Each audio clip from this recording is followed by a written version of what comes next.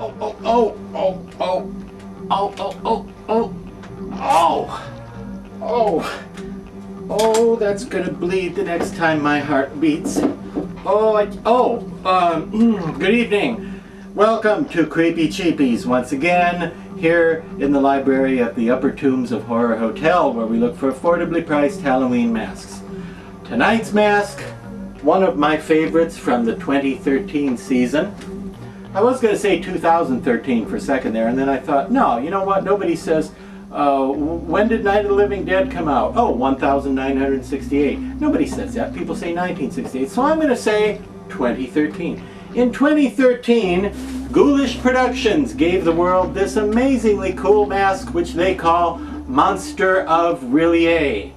Now, there are several different pronunciations. People say Rillier in different ways, when they say it at all. And, well, I'm going to go with Rillier just because that one is the one I'm going to go with. Now, Rillier is spelled R''L''Y''. That's R''L''Y''. And for those of you who are not in the know, like us cool cats, Rillier is the underwater lost city at the bottom of the sea where the great and mighty Cthulhu once lived and ruled over his dominion of monsters and creatures.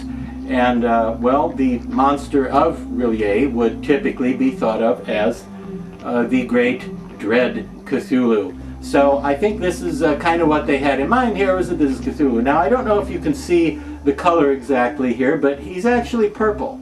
The mask is purple. I know Cthulhu personally, and he's green. I asked him how he felt about this, and he said, yeah, whatever. Maybe they made it purple so that they could avoid a lawsuit, maybe that. But he doesn't care. You know, Cthulhu really has bigger things to think about than people making a mask of him. So he's okay with this. But the Cthulhu, or Monster of Rillier, mask is so nicely sculpted and designed. And also, if you're not a friend of Cthulhu and his brood, which, by the way, this isn't necessarily the Cthulhu. This could be one of his kin, one of his brethren, a member of his household staff, you know what I mean, a member of his species, basically. If there are any more like Cthulhu, I don't know. I think Cthulhu and I think both are very limited and endangered species. Aren't we, Monster of Rillier? Yeah. He's purple, and one of the wonderful things about the mask is the tentacles are full 360-degree tentacles. So when you're wearing it, obviously from the front, it just looks like this. But then if you can be seen, or your head can be seen, your head tentacles can be seen from any other angles, they're full 360s. They're not just flat sculpted fronts like some masks of Cthulhu-inspired characters have been done in the past.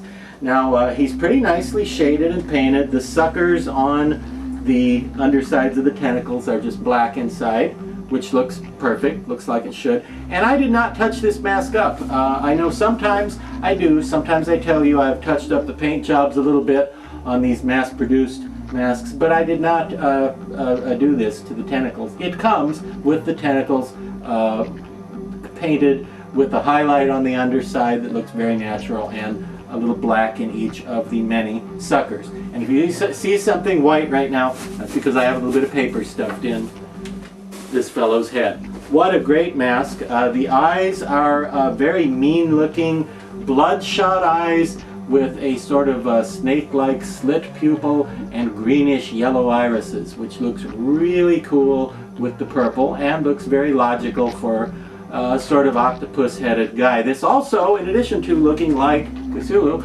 actually looks a lot like one of the makeups or masks or whatever it was, I forget at the moment, at the end of Dagon, a great Lovecraft adaptation. Well, I liked it anyway. Dagon had a guy near the end who was basically a fisherman who had begun to mutate into some sort of sea life, and he had these facial tentacles.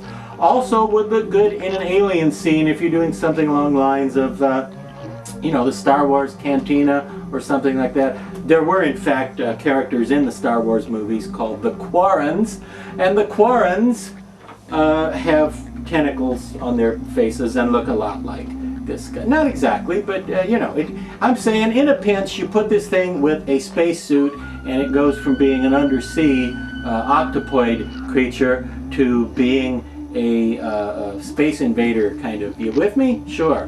What a fantastic mask, and sells for around $45. You can't really do any better than this for $45, I think. So big cheers to the creeps at Ghoulish Productions. Whoever came up with this one did a marvelous job, I think. Outstanding mask, Monster of Rillier. And until next time, remember, Octopi Rillier.